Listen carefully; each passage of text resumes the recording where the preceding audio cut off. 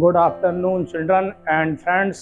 मैं आज आप लोगों को प्रेजेंट इंडेफिनिट टेंस के नेगेटिव सेंटेंस पढ़ाऊंगा। डायरेक्ट से इनडायरेक्ट कैसे बनाई जाती है इसके बारे में पढ़ाऊंगा। सबसे पहले इसका फॉर्मूला देखिए।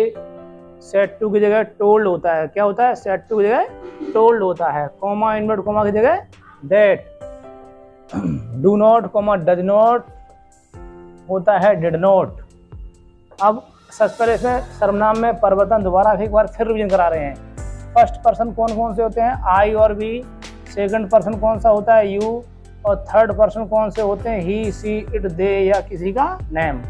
फर्स्ट पर्सन आई और वी ये आपके सब्जेक्ट से बदलते हैं। कहाँ से बदलते हैं?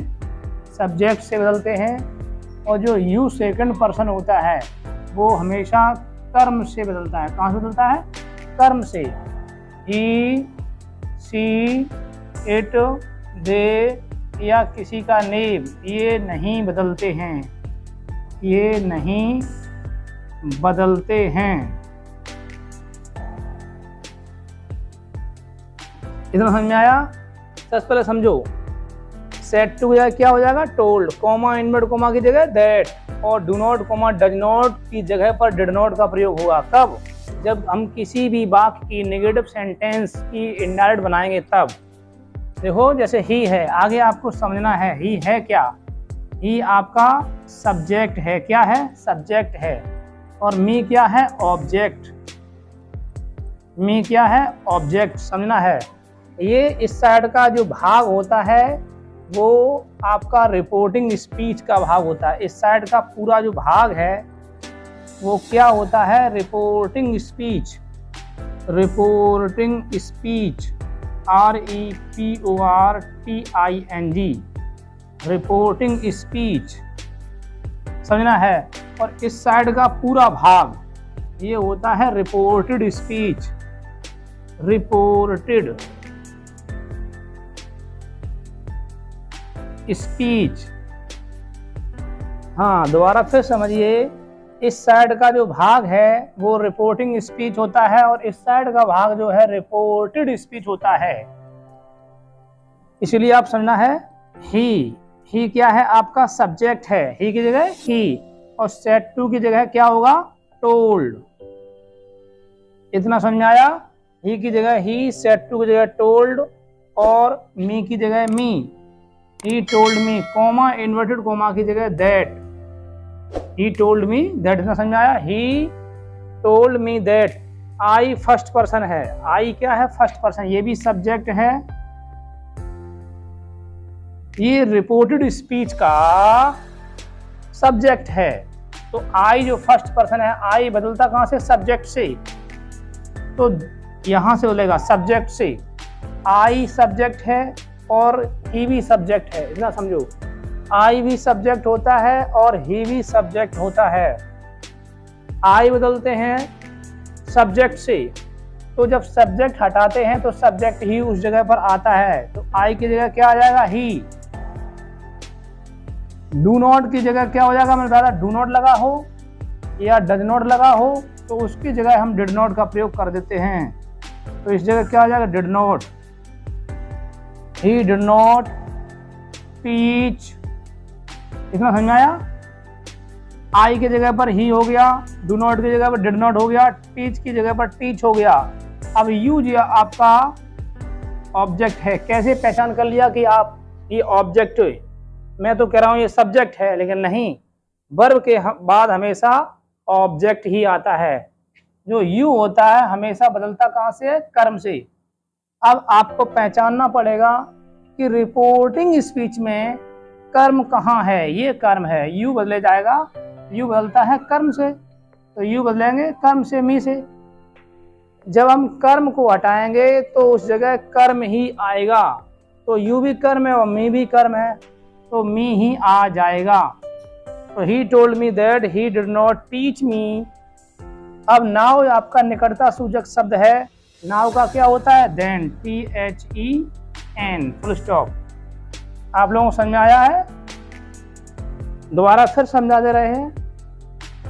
ही की जगह ही, सेड टू जगह टोल्ड, मी की जगह मी, कॉमा इनवर्ट कॉमा की जगह दैट, आई को चेंज किया मैंने दूर से तो आ गया ही, और डू नॉट को हटा करके डिड नॉट हो गया, टीच की जगह टीच। फिर यहाँ पर आपको समझने वाली बात है, यू आपका इस समय यहाँ पर ऑब्जेक्ट है ना कि सब्जेक्ट, क्योंकि वर्ब के बाद हमेशा ऑब्जेक्ट ही आता है ना कि सब्जेक्ट। यू जब ऑब्जेक्ट है तो यू ऑब्जेक्ट से ही बदला जाएगा, कहने वाला यू हमेशा ऑब्जेक्ट से ही बदला जाता है। तो मी भी ऑब्जेक्ट होता है, तो यू की जगह मी आ जाएगा, नाउ की जगह देन। इतना समझ में आया? ही क्या है? सब्जेक्ट है। यू क्या है? ऑब्जेक्ट है। आई क्या है? सब्जेक्ट है। डू नॉट क्या है? वर्ब है। ये आपकी क्या है? हेल्पिंग वर्ब है। कॉल क्या है? वर्ब है। हर क्या है? Object, OBJECT। और नाउ क्या है? निकटता सूचक शब्द, मतलब नियरली वर्ड्स। दोबारा फिर समझो, ये इस साइड का रिपोर्टिंग स्पीच है, ये इस साइड का रिपोर्टेड स्पीच है। जो भी परिवर्तन होता है रिपोर्टेड स्पीच में ही होता है। आई कौन सा पर्सन है? First person. आई हमेशा बदलता है कर्ता से। आई कहाँ से बदलता है? कर्ता से। तो जब हम बनाएंगे तो ही की जगह ही हो जाएगा, सेड टू की जगह टोल्ड हो जाएगा, यू की जगह यू हो जाएगा, और कॉमा इन्वर्टेड कॉमा की जगह दैट हो जाएगा। इतना समझ में आया? ही की जगह ही, सेड टू की जगह टोल्ड, यू की जगह यू, और कॉमा इन्वर्टेड कॉमा की जगह दैट। इतना समझ में आया? अब आपको समझना है फर्स्ट पर्सन आई। आई है तो दूर से बदला गया, आई है तो दूर से, बी है तब भी दूर से। लेकिन यदि आई की जगह पर यू होता तो हम पास से बदलते, अर्थात ऑब्जेक्ट से बदलते। यदि आई की जगह पर ही, सी, इट, दे या किसी का नाम होता, इसकी जगह पर आई की जगह पर ही, सी, इट, दे या किसी का नाम होता तो हम उसको नहीं बदलते, क्योंकि ही, सी, इट, दे या किसी का नेम ये नहीं बदले जाते हैं, क्योंकि ये थर्ड पर्सन होते हैं। तो जब आई फर्स्ट पर्सन है, आई हमेशा सब्जेक्ट से ही बदला जाता है। इतना समझ आया? आई को बोलेंगे हम ही से, ये भी सब्जेक्ट, ये भी सब्जेक्ट है, हम सब्जेक्ट को हटा रहे हैं तो उस जगह सब्जेक्ट ही आएगा, तो हो जाएगा ही। क्या हो जाएगा? ही।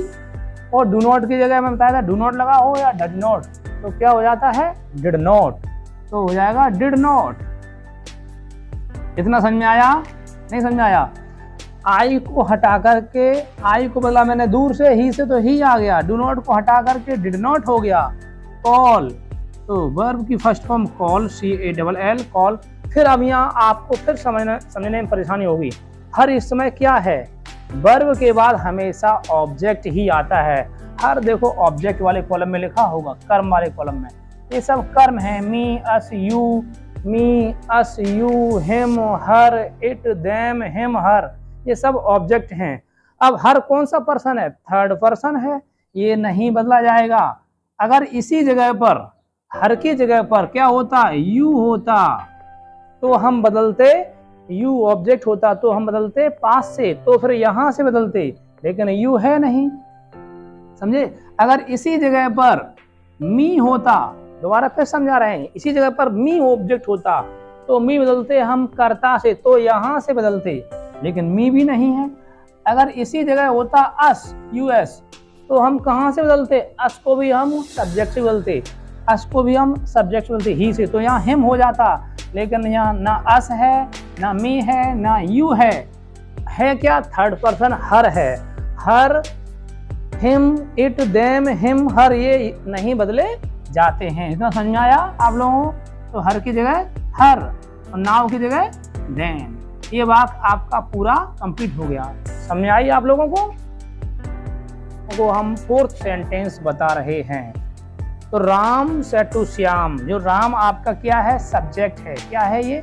सब्जेक्ट। श्याम क्या है? यहाँ पर ऑब्जेक्ट का कार्य कर रहा है ना। आप लोग कहो ये तो करता है, करता तो फर्स्ट ही माना जाता है। जब सेकंड नंबर वर्ब के बाद हमेशा ऑब्जेक्ट आता है, वर्ब के बाद हमेशा ऑब्जेक्ट ही आता है।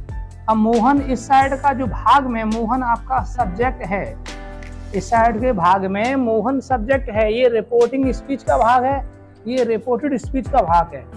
तो मोहन सब्जेक्ट है, डज नॉट आपकी क्या है, वर्ब है। हेल्पिंग वर्ब क्या है, हेल्पिंग वर्ब। डज नॉट क्या है आपकी, हेल्पिंग वर्ब। लाफ क्या है, वर्ब है। एट क्या है, प्रपोजिशन है। और मी आपका क्या है, ऑब्जेक्ट है। इसको समझना है आपको। अब आपको पूरे वाक्य में ओनली मी ही परेशान करेगा, क्योंकि मी आपका ऑब्जेक्ट है, इसको ही समझना है। मी है क्या, ऑब्जेक्ट। मी बदलता कहाँ से, दूर से। अब समझाया था ना। अब जब बात कराएंगे तब आपको समझ में आ जाएगा। जैसे सबसे पहले मैंने राम की जगह राम लिख दिया, इसमें समझ में आया। और सेट टू की जगह पर क्या हो जाएगा, told. Ram told, set to जगह क्या हुआ, टोल्ड। सेट टू जगह क्या हुआ, टोल्ड। और कॉमा, इनवर्ट कॉमा की जगह क्या हो जाएगा, दैट। तो राम टोल्ड श्याम, राम टोल्ड श्याम। इतना समझ में आया। राम की जगह राम, सेट टू की जगह टोल्ड, श्याम की जगह श्याम, और कॉमा, इन्वर्टेड कॉमा की जगह पर लग गया आपका दैट। इतना क्लियर हुआ। Ram told Shyam that. अब मोहन कौन सा पर्सन है, थर्ड पर्सन। मतलब राम श्याम किसी व्यक्ति का नाम हो, वो थर्ड पर्सन माना जाता है, वो नहीं बदला जाएगा। तो मोहन की जगह है मोहन। इतना समझ में आया। अगर मोहन की जगह पर यहां पर माना कि आपका क्या होता, आई होता। क्या होता, आई होता। तो हम कहां से बदलते, दूर से, क्योंकि आई हमेशा दूर से बदला जाता है, अर्थात सब्जेक्ट से बदलते। अगर आई इसी जगह अगर होता यू, तो हम यू हमेशा कहां बदलते हैं, कर्म से, अर्थात पास से। तो यहां से बदलते हम श्याम से। तो श्याम को हम यहां पर सब्जेक्ट के रूप में लिखते, लेकिन यहां पर यू भी नहीं है। अगर इसी जगह बी होता तो हम कहां से बदलते, दूर से। देखो ना, आई भी दूर से बदला जाता है और बी भी दूर से बदला जाता है। तो यहाँ राम आ जाता, लेकिन ऐसा कुछ नहीं है, थर्ड पर्सन लिखा हुआ है मोहन। तो मोहन थर्ड पर्सन होता है, इसलिए नो चेंज। मोहन की जगह मोहन ही रहेगी। इतना समझ में आया। डज नॉट की जगह पर मैंने बताया था क्या लिखा जाएगा, did not. Mohan did not. Clear इतना हुआ। मोहन डिड नॉट, मोहन की जगह मोहन, डज नॉट की जगह डिड नॉट, लाफ की जगह लाफ हो जाएगा, LAUGH। इतना समझ में आया। Mohan did not laugh. Preposition की जगह प्रपोजिशन आएगी। अब समझने वाली बात यह है, मी बनता किससे है, आई से। अर्थात आई सब्जेक्ट बदलता है सब्जेक्ट से। आई हमेशा बदलता है दूर से। दूर का मतलब यहां से बदलता है, मतलब सब्जेक्ट को कहते हैं दूर, ऑब्जेक्ट को कहते हैं पास। आई हमेशा बदलता है सब्जेक्ट से, तो मी भी बदला जाएगा सब्जेक्ट से। तो मी यहाँ ऑब्जेक्ट है, लेकिन यहाँ आपका राम सब्जेक्ट है। राम को माना कि ही मान लिया, तो ही का ऑब्जेक्ट क्या हो जाएगा, ही का ऑब्जेक्ट हिम। इतना समझ में आया। जब मी यहाँ पर ऑब्जेक्ट है और राम यहाँ पर सब्जेक्ट है, तो राम को आगे हमने ही मान लिया, तो ही का ऑब्जेक्ट बना हुआ, तो क्या हो जाएगा, हिम। तो मी की जगह क्या हो जाएगा, हिम। ये वाक्य आपका कंप्लीट हो गया। दोबारा फिर समझा सकते हैं। राम की जगह राम, सेट टू की जगह टोल्ड, श्याम की जगह श्याम, कॉमा, इन्वर्टेड कॉमा की जगह दैट। मोहन थर्ड पर्सन था, इसीलिए मोहन की जगह मोहन लिखा गया। डज नॉट की जगह पर डिड नॉट, लाफ की जगह पर लाफ, एट की जगह पर एट। मी आपका होता है फर्स्ट पर्सन। मी कौन सा पर्सन होता है, फर्स्ट पर्सन। मी बदलता है हमेशा दूर से, तो दूर से बदला गया। राम को मैंने ही मान लिया, तो हमें चाहिए ऑब्जेक्ट, तो ही का ऑब्जेक्ट क्या होता है, हिम। ठीक है। आप लोगों को आज प्रेजेंट इंडेफिनिट टेंस के नेगेटिव सेंटेंस समझ में आए हों तो मुझे बताना कमेंट करके। यदि कोई भी चीज़ ना समझाए तो मुझे कमेंट करके आप बता सकते हो। हेलो, आज मैंने आप लोगों को प्रेजेंट इंडेफिनिट टेंस के नेगेटिव सेंटेंस पढ़ाए थे 4। उसके बाद आप लोगों को मैं 2 सेंटेंस दे रहा हूँ। इन सबको आपको हल करना है और कमेंट में इसके उत्तर जरूर देने हैं। Okay, see you tomorrow, have a nice day.